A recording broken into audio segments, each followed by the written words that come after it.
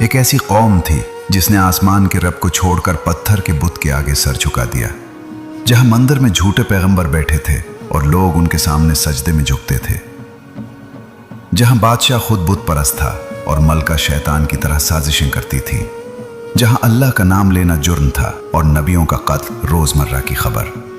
پھر ذرا سوچئے، صرف ایک آدمی، ایک تنہا نبی اور اس کے سامنے 450 جھوٹے پیغمبر، نہ تلوار، نہ لشکر، نہ جادو، بس ایک چیلنج۔ آج فیصلہ ہوگا کہ سچا خدا کون ہے۔ اور پھر آسمان خاموش نہ رہا، ایک آگ اتری، نہ انسان کے ہاتھ سے، نہ زمین کی طاقت سے، بلکہ رب کائنات کے حکم سے، اور ایک ہی لمحے میں باطل کی ساری طاقت راکھ بن گئی۔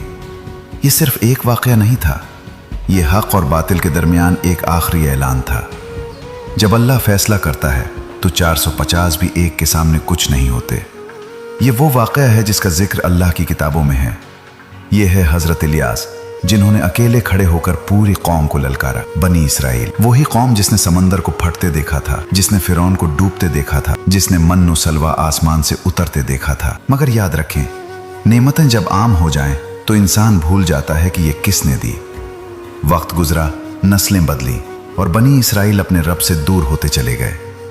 ان کے دلوں میں توحید کی جگہ شرک نے لے لی، ان کے شہروں میں مساجد کی جگہ بت خانے بن گئے، اور سب سے بڑا بت تھا بال۔ بال ایک جھوٹا معبود تھا، پتھر کا بنا ہوا، جسے لوگ بارش کا دیوتا سمجھتے تھے۔ اس کے مندر بنائے گئے، اس کے جھوٹے پیغمبر مقرر کیے گئے، 450 آدمی جو لوگوں کو گمراہ کرتے تھے۔ اور سب سے بڑھ کر اس قوم کا بادشاہ اخی اب خود بت پرست تھا۔ اس کی بیوی ملکہ ایزبل بدی کی علامت تھی۔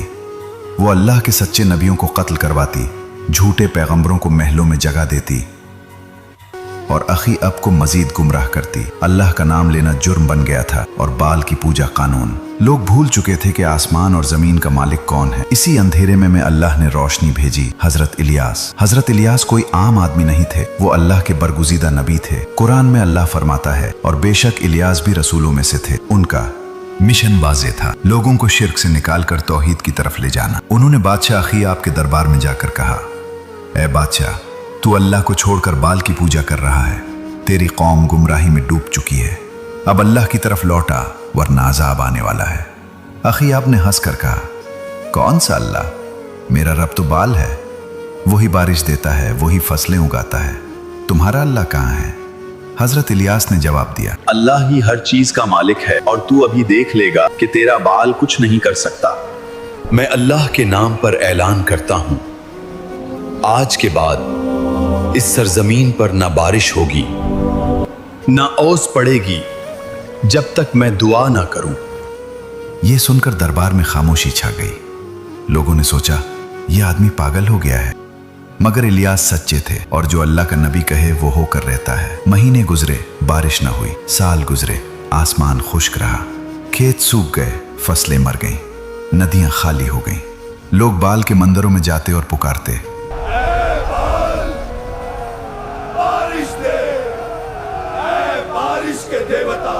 مگر آسمان خاموش رہا۔ 450 جھوٹے پیغمبر روزانہ رسمیں کرتے، مگر ایک بوند نہ گری۔ لوگوں کو شک ہونے لگا، شاید بال سچا نہیں، شاید الیاس کا اللہ ہی اصل رب ہے۔ ملکہ ایزبل کو یہ بات ناگوار گزری۔ اس نے حکم دیا، الیاس کو ڈھونڈو اور قتل کر دو۔ مگر اللہ نے اپنے نبی کو محفوظ رکھا۔ روایات کے مطابق حضرت الیاس ایک ندی کے کنارے چلے گئے، جہاں اللہ نے کوؤں کے ذریعے انہیں کھانا پہنچایا۔ پھر اللہ نے انہیں ایک بیوہ کے گھر بھیجا، جس کے پاس صرف ایک مٹھی آٹا اور تھوڑا سا تیل تھا۔ حضرت الیاس نے اس سے کہا، پہلے میرے لیے روٹی بنا دے اور پھر اپنے لیے بنانا۔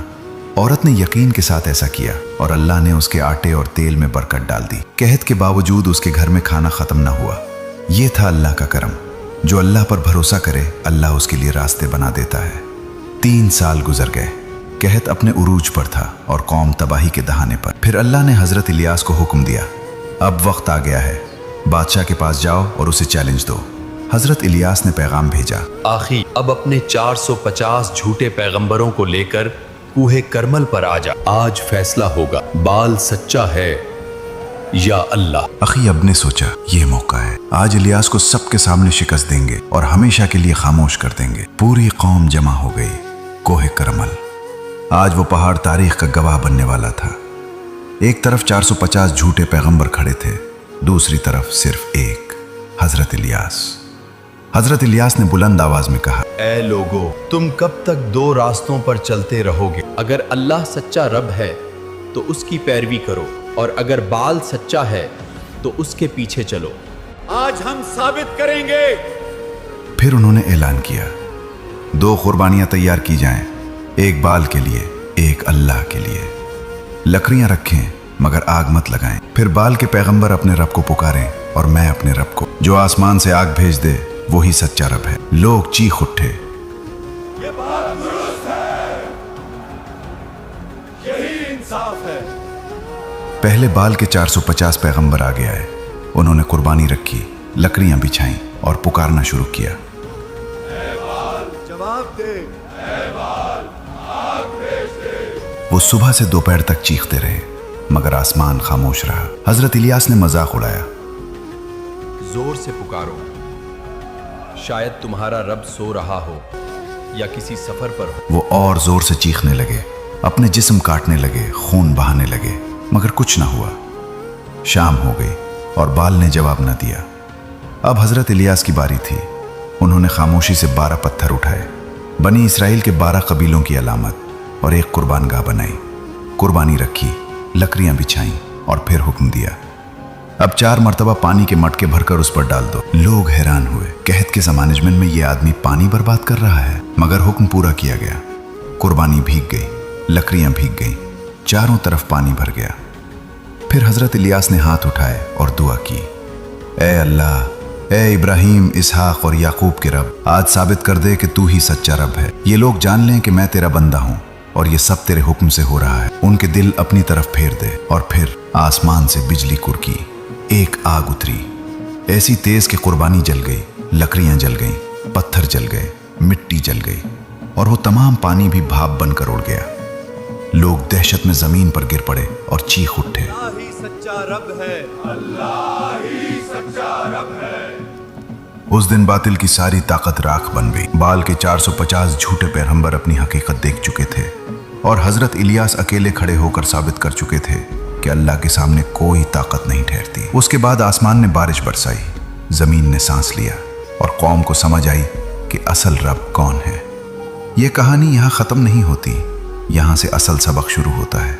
हजरत इलियास सिर्फ एक नबी नहीं थे, वो यकीन की अलामत थे। एक आदमी 450 के खिलाफ मगर अल्लाह के साथ, और यही काफी था। ये वाक़या हमें सिखाता है, जब हक के साथ खड़े हो तो तादाद नहीं देखी जाती, यकीन देखा जाता है। बाल सिर्फ एक पत्थर नहीं था, वो हर वो चीज है जिसे हम अल्लाह से बढ़कर अहमियत दे देते हैं। आज भी बाल है, कभी दौलत की शक्ल में, कभी शोहरत की शक्ल में, कभी ख्वाहिशात की शक्ल में। और आज भी 450 झूठे पैगंबर हैं जो लोगों को गुमराह करते हैं, जो सच को छुपाते हैं, जो दुनिया को रब बना देते हैं। मगर याद रखें, जब हक और बातिल का मुकाबला हो तो नतीजा पहले से तय होता है। आग आसमान से उतरती है और बातिल राख बन जाता है। सवाल आज हमसे है, क्या हम बाल की पूजा तो नहीं कर रहे?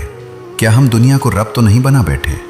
क्या हम 450 झूठे पैगंबरों की बातें तो नहीं मान रहे और सच्चे नबी की तालीम को भूल रहे? याद रखो, अल्लाह के सामने ना बाल ठहरता है ना कोई और। जो अल्लाह पर यकीन रखे, अल्लाह उसके लिए आसमान से आग उतार देता है। अगर ये कहानी आपके दिल को छू गई हो, अगर उसने आपको सोचने पर मजबूर किया हो, तो उसे आगे बढ़ाएं। वीडियो को लाइक करें, चैनल को सब्सक्राइब करें और कमेंट्स में लिखें, अल्लाह ही सच्चा रब है, क्योंकि जो ये समझ गया वही कामयाब हुआ। अल्लाह हाफिज।